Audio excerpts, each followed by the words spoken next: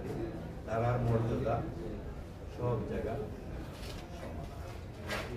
আর আমরা দেখছি যারা ওয়ার্ডও ওই এরা ইউনিয়নও ওই এরা উপজেলা।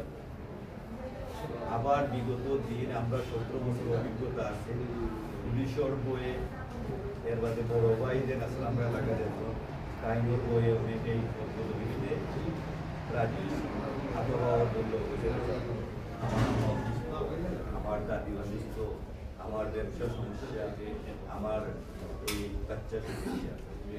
আবার কিছু মানুষরে আমরা বল বইরা দিচ্ছিলাম, এমনও আছে আমরা একবারে খাসর মানুষ যারা গোয়াবাতি যারা আমরা দূর বইরাও দিচ্ছিলাম।